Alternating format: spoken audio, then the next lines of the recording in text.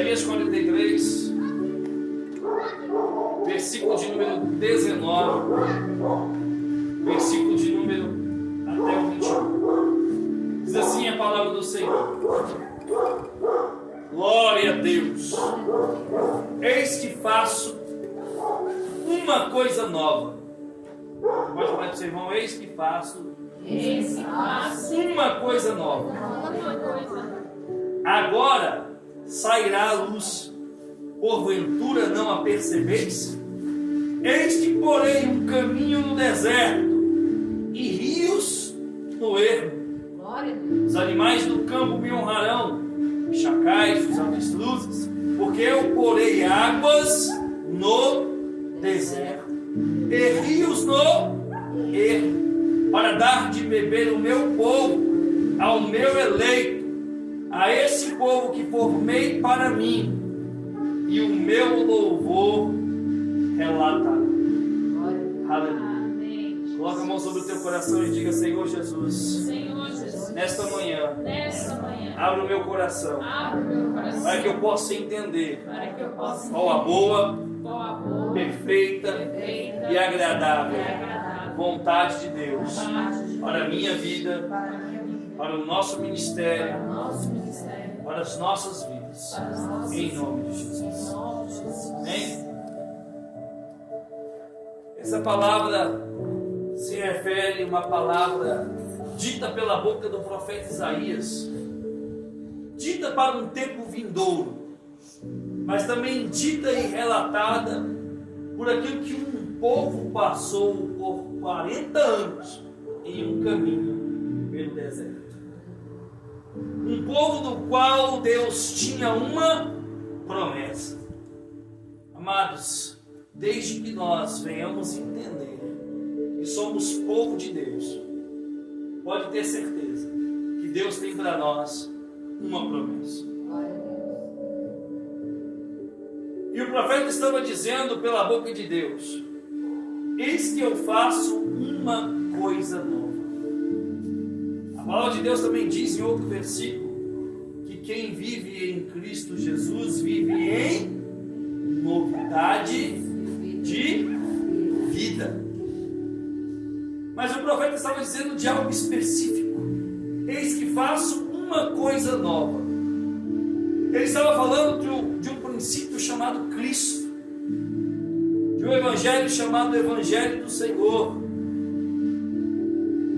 Ele estava falando que uma coisa nova viria, que era o Messias, e que nós deveríamos estar preparados e perceber que algo novo iria acontecer.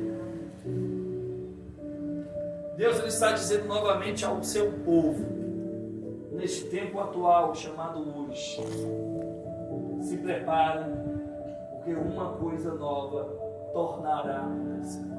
Amém, Jesus. Todos nós temos vivido a nossa vida, talvez esquecendo que o acontecimento da história ainda não aconteceu, que o algo novo que nós tantos esperamos ainda não aconteceu, mas acontecerá.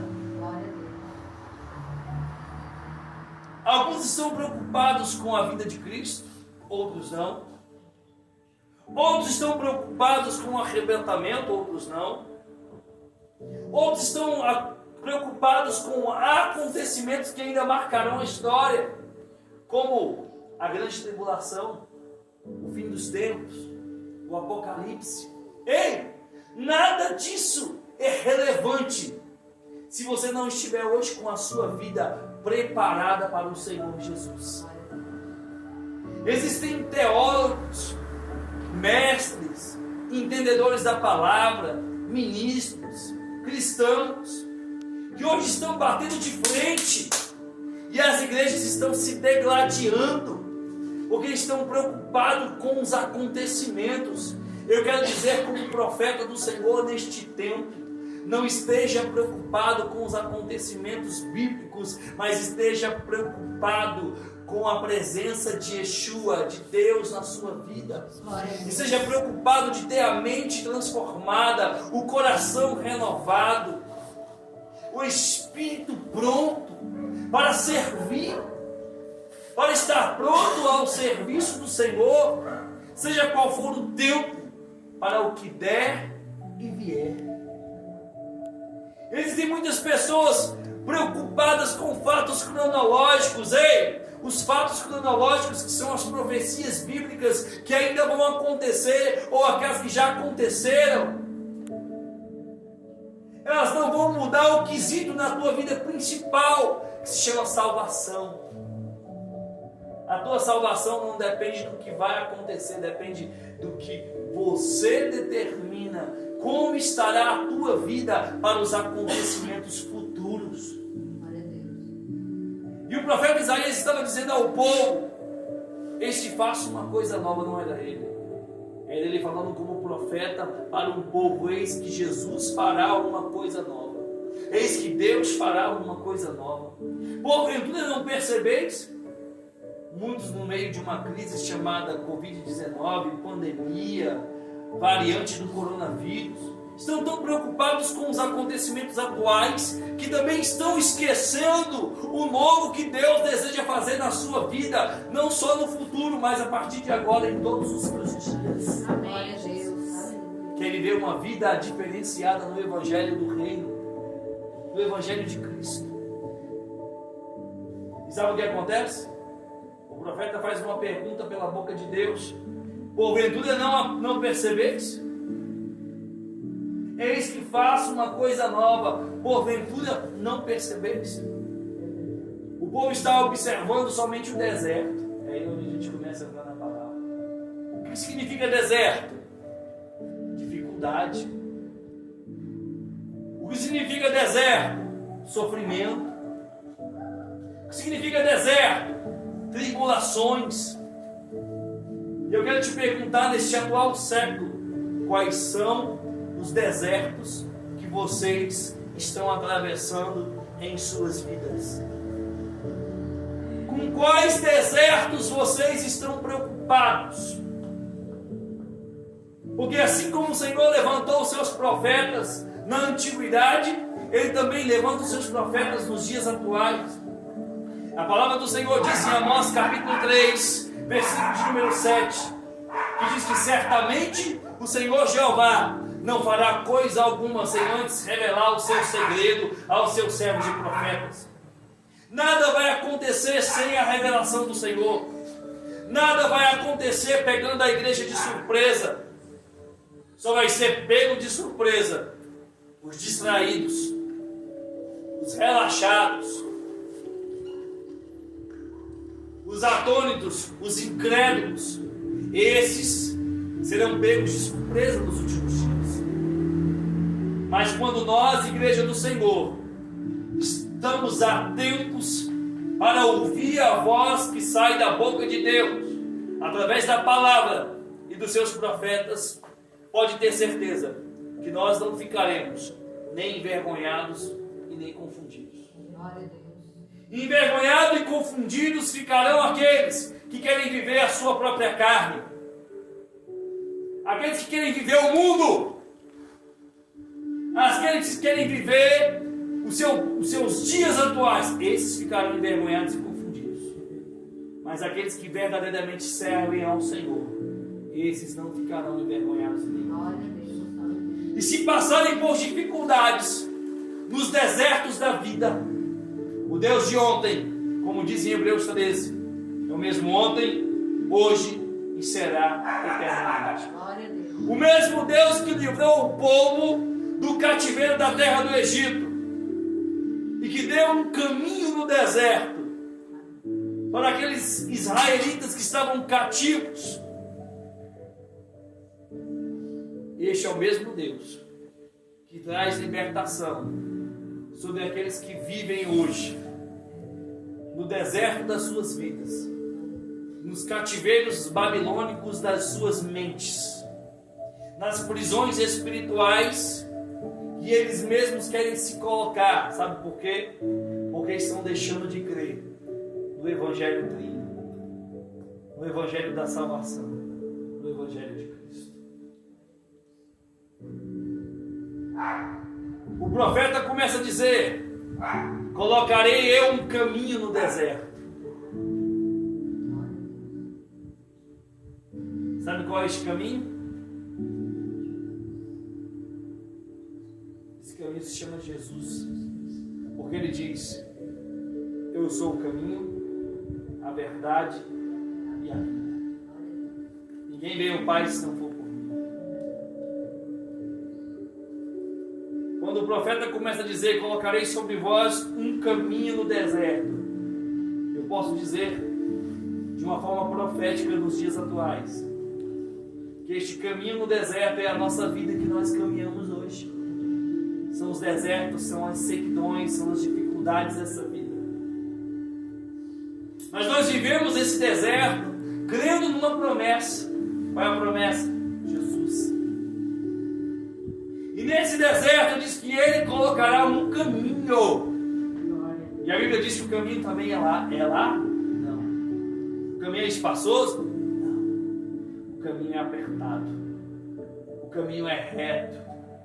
E não existe outro caminho. Não existe atalhos. O problema é que nós, ao longo da nossa vida, queremos servir a Deus com atalhos.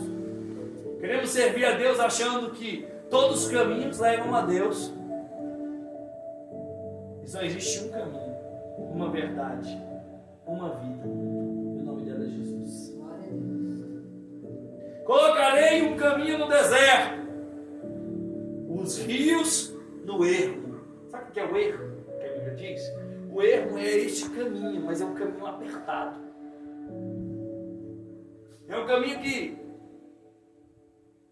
dificultoso. É um caminho cheio de arbustos. É um caminho de subidas, descidas, ondulados. É um caminho apertado, talvez com feras, com temores. Mas é um caminho firme. E se você seguir nesse caminho, você vai chegar no teu objetivo. E sabe o que é um rio no meio deste caminho apertado chamado ermo?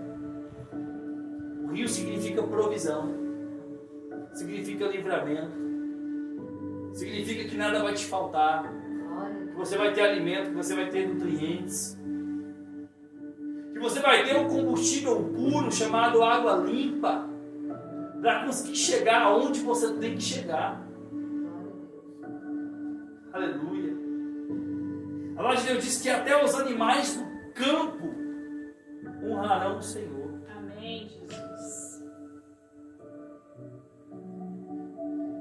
E essa palavra, ela retrata, além da nossa própria vida futura, ela retrata também o povo de Israel que estava no caminho pelo deserto. E a palavra do Senhor diz em Êxodo, capítulo de número 13, versículo de número 21. A palavra começa a dizer: e o Senhor ia adiante deles durante o dia numa coluna de nuvem para os guiar pelo caminho no deserto.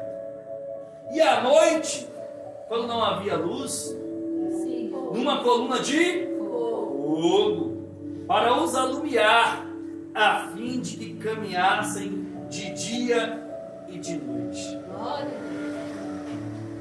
O caminho que Deus tem para nós é um caminho sem paradas, é um caminho sem pit stop, é um caminho sem descanso, é um caminho sem sono, é um caminho reto, inadiável. Mas sabe qual é o grande problema do ser humano? É que nós queremos ter pequenas paradas, pequenos pit stops. Nós queremos parar a nossa caminhada o tempo todo. Você já percebeu o que é você fazer uma viagem longa de carro com criança? De tempo em tempo, a gente sente a necessidade de parar para abastecer, para lanchar, para comer. Por quê? Porque as crianças não aguentam uma viagem longa. A maioria das mulheres também não aguenta uma viagem longa sem parar, porque aquele famoso ir ao banheiro. Nesse quesito parece que os homens conseguem segurar mais longas distâncias. Nesse nesse ponto nós somos mais resistentes.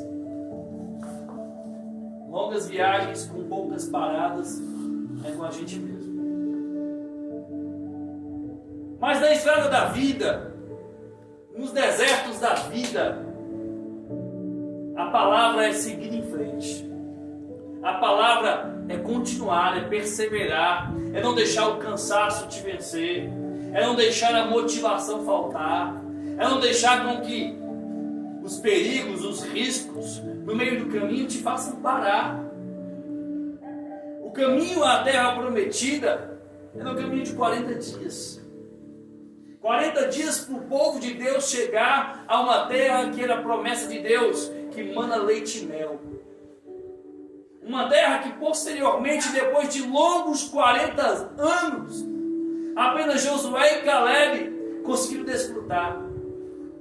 E até aquele que era precursor do povo, que guiou o povo pelo deserto, não conseguiu entrar, que foi Moisés.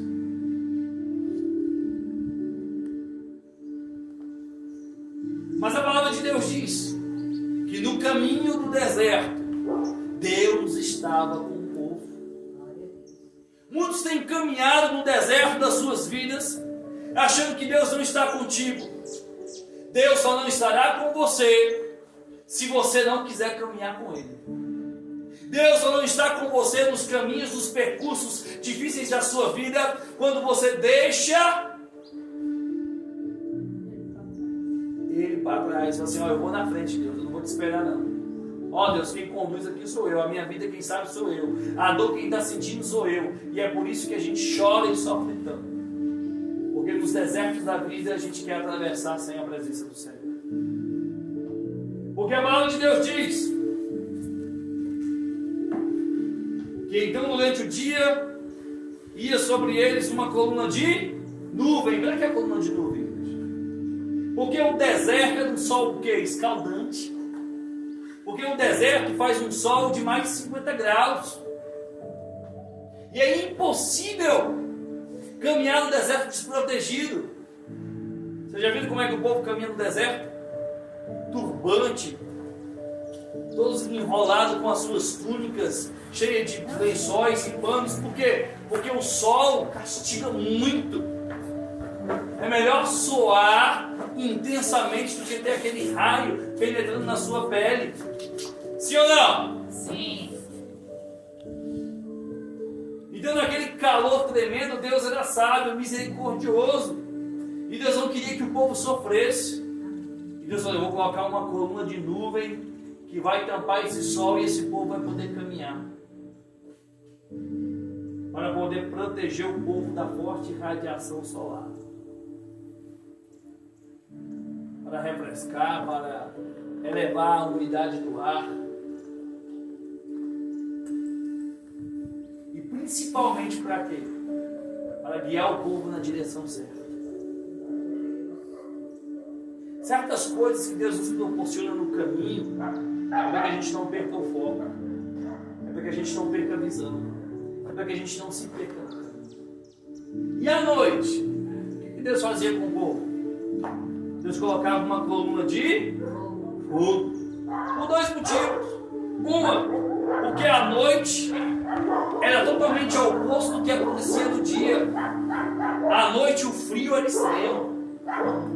O povo não conseguia suportar o frio que fazia no deserto à noite. Então Deus colocou o que? Uma coluna de fogo. Além de aquecer e proteger contra algum predador, o fogo guiava. Você quer ser guiado na noite, nas suas tempestades da sua vida, como? Pelo fogo de Deus? Pela presença do Senhor Jesus? Ou você quer andar na noite sem ser iluminado? Quantas pessoas estão sofrendo, caminhando nos desertos, no meio da noite da sua vida? Porque a noite significa na Bíblia trevas, tribulação, caos, desespero. Tudo que é ruim na Bíblia se refere à noite. A morte à noite, a enfermidade à noite. Tudo é à noite. para nós caminharmos na presença do Senhor Jesus, no deserto das nossas vidas, e principalmente à noite.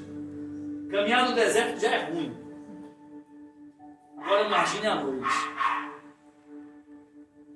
Precisamos da ajuda de fogo. Precisamos do Espírito Santo, porque é Ele que nos guia. Quantas pessoas têm dado marretadas no seu próprio dedo? Murros em ponta de faca. Sabe por quê? Porque acham que viver do seu jeito é melhor. Porque achar que fazer o que vai dar na telha, Deus não vai castigar, não. Para de conversa fiada. Para de cair no papo do capeta. Você foi levantada para viver uma vida sujeita debaixo da presença do Senhor Jesus. E todos aqueles que querem viver uma vida distante do Senhor, distante da orientação de Deus, distante do caminho do Senhor, sofrerão ainda mais. Quem vive na presença de Jesus sofre? Hã? Sofre? Eu achava que não sofria não, gente. É isso mesmo? Quem vive na presença de Deus sofre. Sabe por quê? Porque Jesus não é mentiroso. O que Jesus disse à igreja? No mundo não tereis tribulações, não foi? Glória a Deus, aleluia. Foi? No mundo não tereis aflições, não é? Tem de bom ânimo, é só caminho de alegria, aleluia. Foi isso que Jesus disse. Ele disse: no mundo tereis aflições. Eu ainda costumo dizer: ô Senhor, o Senhor podia ter me dito que seriam muitas. Mas tem muita gente que se faz de besta, porque são muitas tribulações. Mas eu venci o mundo e vós também vencerão. Ele diz assim: eu estarei contigo. A Bíblia diz 365 vezes: não temas.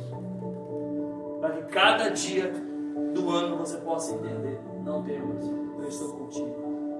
Não temas, eu sou o teu Deus. Nós somos guiados nos dias de hoje também por uma coluna de nuvem, por uma coluna de fogo. E a gente só se move quando Deus permite o movimento, porque Ele move sobre nós. É Deus que move a nuvem para que o povo pudesse caminhar de dia. É Deus que move a coluna de fogo para que você possa caminhar de noite. E a gente só pode caminhar, a gente só pode prosseguir se for guiado por Deus. Mas muitos querem andar no deserto da sua vida de qualquer forma. Muitos querem andar de qualquer jeito, e por andar de qualquer jeito, muitos estavam, como disse o profeta Isaías, sem esperança, achando que algo novo não ia acontecer. Porque muitos estavam caminhando sem fé no deserto. Eles estavam achando que nunca iam chegar à terra prometida. E por achar que nunca iam chegar, o povo caminhava como igreja? Murmurando, reclamando. Sabe o que irrita o coração de Deus? É a sua murmuração. O que irrita o coração de Deus é a sua reclamação, é as suas lamúrias. E eu já falei isso aqui centenas de vezes. Não reclamem, nem adultos, nem crianças, nem velhos, não reclamem de nada, mas aprendam a agradecer a Deus por tudo. Muitas vezes a gente só agradece a Deus nos livramentos que Ele nos dá, que nós enxergamos. Mas quantos livramentos invisíveis Deus não nos dá? Não foi assim que falamos no início do culto? Quantas coisas acontecem na nossa vida que são livramentos de Deus, mas nós não entendemos que Deus está nos livrando e nós queremos trazer a existência do problema na nossa vida. Não trazemos a existência do sobrenatural, não trazemos a existência do milagre, mas trazemos à tona a existência do problema. A persistência de caminhar no deserto sem a direção de Deus. E Deus tem para nós hoje essa palavra simples, mas eficaz. Está caminhando no deserto? Sim. Estaremos caminhando em qualquer tipo de deserto até a volta de Jesus. Até a vinda de Cristo. Porque se Ele não vier nos buscar, nós teremos que ir até Ele. Teremos que ir até Ele, talvez, muito provavelmente, pela dor da morte. E nós não estamos preparados para enfrentar nem a nossa e nem o nosso próximo a quem nós amamos. Quando morre alguém que a gente não tem muito sentimento ou não gosta, talvez a gente nem liga, não é verdade? Mas nós estamos agindo certo dessa forma? Não. Por quê? Porque nós somos chamados para amar a todos. E nesses dias atuais, o que tem acontecido é que o amor da igreja tem cada vez mais se esfriado. Pessoas que não amam, pessoas que não somam, pessoas que não estão junto contigo no mesmo propósito. E nós temos que entender que a igreja de Jesus tem que caminhar todos juntos pelo deserto. Temos que aprender a caminhar no deserto todo mundo junto. Não é um na frente e outro atrás. Antes de me casar com a minha esposa, ela tinha uma mania. Ela saía na frente e eu ficava para trás. E eu brigava com ela todo dia. Você para com essa mania, eu odeio isso. A mulher lá na frente e o marido atrás. Ou então o contrário. Ou então acontece o contrário, eu já vi também em outras situações.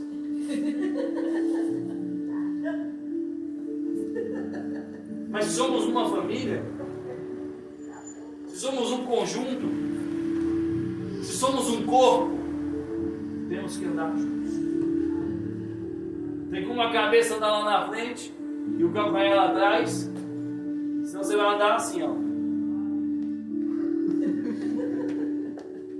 Parece alguém que tem alguma deficiência. Tem como alguém andar com os braços lá na frente e o corpo atrás, você vai dizer, tá sonando. Ou tá doido. Tem como andar com as pernas na frente do corpo, vai cair. Mas tem muitas pessoas que querem andar, vocês estão rindo, né? Estão rindo de vocês mesmos. Os dois têm que andar, vão sentados lá do lado. Juntos. Seja casal, seja família, seja igreja, temos que andar juntos. Glória a Deus. Quando a gente caminha junto, o caminhar é perfeito e completo. Ó.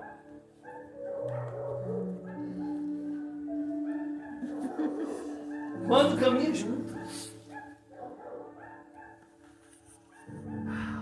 como Deus é lindo.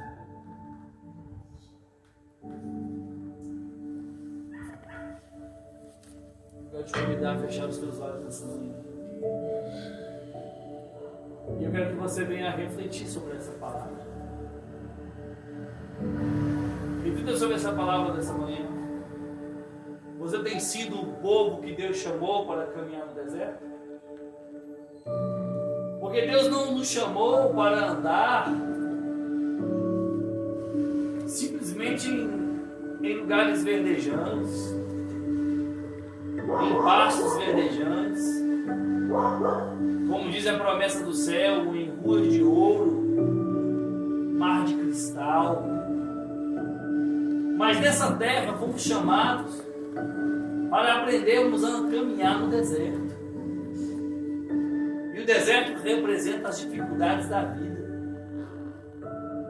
Muitos estão nos desertos da vida durante o dia, e outros estão nos desertos da vida que são noites intensas, que parece que essas noites não têm mais fim. Mas como é a tua caminhada no deserto? É uma caminhada firme? É uma caminhada em passos firmes? É uma caminhada perseverante? É uma caminhada crendo no sobrenatural de Deus todos os dias?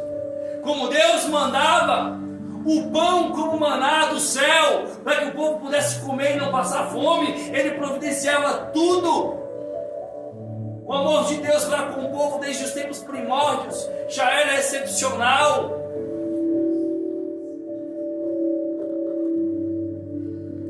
Deus protegia o seu povo no deserto, no passado. Ele não vai proteger o seu povo agora no presente, já pela graça. transformados, renovados, com uma vida muito mais melhor. Vamos falar assim, igual minha filha fala, muito mais melhor. Uma vida muito melhor do que os nossos antepassados tiveram. Porque na lei, a palavra de Deus diz que era olho por olho, dente por dente. Hoje nós temos o Espírito Santo.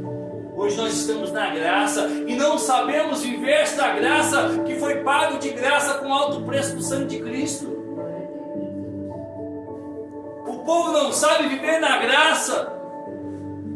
O povo não sabe viver no melhor desta terra. Nós temos a melhor promessa. Estamos vivendo o melhor tempo de Deus para nós.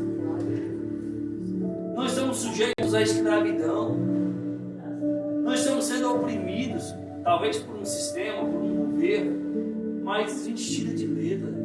Não é o que nossos antepassados passaram. A nossa vida não é a dificuldade que os profetas passaram.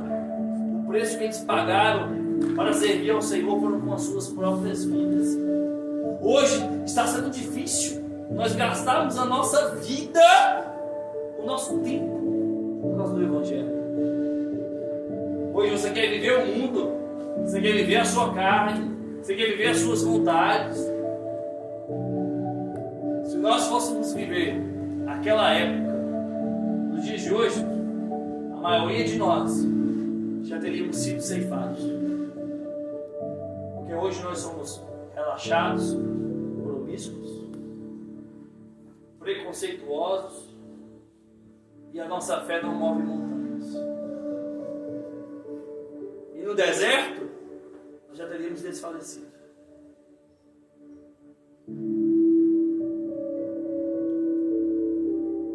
Você tem resistência para caminhar aquele deserto que aquele povo caminhou a terra prometida? Talvez nós não teríamos. Mas pela graça que é em Cristo, nós temos a resistência para caminhar o nosso deserto nos dias de hoje, a nossa dificuldade. E mesmo assim a gente quer parar, a gente quer desistir, a gente quer chutar o balde. Nossa vida hoje é tão boa. Se todos nós procurássemos viver hoje a plenitude da graça do Evangelho de Cristo, não teria crente cabisbaixo, não teria crente enfermo espiritual. Nós já seríamos a igreja que estaria pronta para o arrebatamento de Cristo. Mas vivemos um cristianismo cheio de mimimi. Vivemos um cristianismo cheio de lamúrias, de reclamações, sabendo que estamos vivendo o melhor tempo do cristianismo e estamos manchando este tempo porque não estamos vivendo o propósito do Evangelho de Cristo. Esquecemos de viver o propósito de Deus para vivermos o nosso próprio propósito, o nosso próprio projeto, os nossos próprios sonhos, porque nós achamos ao longo de uma história que o homem é capaz de caminhar sem Deus. E é aí onde a gente se engana. Aí é onde muitos estão morrendo, desfalecendo, porque não estão conseguindo viver o Evangelho.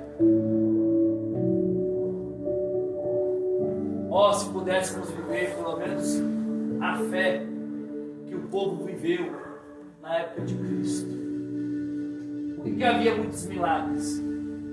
Porque paralíticos andavam, porque cegos enxergavam, porque multidões se arrastavam para ouvir o Evangelho pelos discípulos, pelos apóstolos, pelo próprio Jesus. Por quê? Porque a fé do povo era imbatível. Aquela fé, sim, era uma fé do tamanho de um grão de mostarda. O povo vivia milagres. Hoje os nossos milagres que queremos viver são as bênçãos do cotidiano. Vivemos uma fé rasa. Vivemos um evangelho raso. Pessoas com medo de viver o evangelho. Vou dizer a minha famosa frase: toma vergonha na sua cara. Muitas pessoas querem viver o evangelho raso, sem mergulhar no profundo Que a palavra de hoje seja para despertar o povo a andar no deserto com Jesus, andar no deserto prudente na presença de Deus, porque o nosso caminho pode ser até dificultoso, mas em Jesus nós somos mais do que vencedores. Põe a mão sobre o teu coração que nós vamos orar nessa manhã. Eu quero orar por você para que Deus venha te manter forte nesse deserto da tua vida.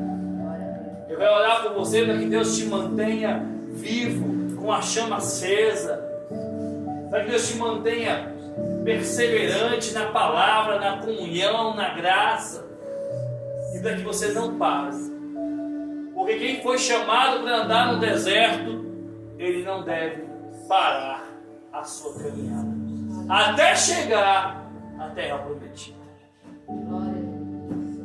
Feche os teus olhos. Deus, no nome poderoso de Jesus, Yeshua HaMashiach, nós clamamos a Ti, Senhor, nesta manhã. Nós estamos aqui, meu Pai, em igreja, orando, clamando e bendizendo, sabendo que Tu és Deus, e que o Senhor, meu Pai, tem sustentado e provido na vida do Teu povo. Nós queremos que o Senhor abençoe a Tua igreja, abençoe os Teus servos, abençoe os Teus filhos, para que eles possam, meu Pai, comer o melhor desta terra. Nós queremos, meu Pai, que o Teu povo seja o povo, meu Pai, da profecia, meu Pai, de 2 Crônicas, capítulo 7, versículo 14. E que meu povo, que se chama pelo meu nome, possa se converter, buscar, se humilhar e orar, para que o Senhor possa, dos altos céus, alcançar o Teu povo. Ó Deus, abençoa, meu Pai, o ministério Íntimos do Lar. Abençoa, meu Pai, esta liderança, abençoa esta igreja, abençoa o Teu povo, Senhor. Fortalece cada um dos Teus filhos, aqueles que se perderam a visão no meio do caminho, aqueles que estão fracos, meu Pai, no meio do caminho, fortalece, levanta, ressuscita os sonhos, levanta os Teus filhos, meu Pai, aqueles que estão se sentindo cativos, aqueles que estão oprimidos, ó Pai, se sentindo presos neste cativeiro, liberta, quebra as correntes, e eu libero uma palavra de fé e profética.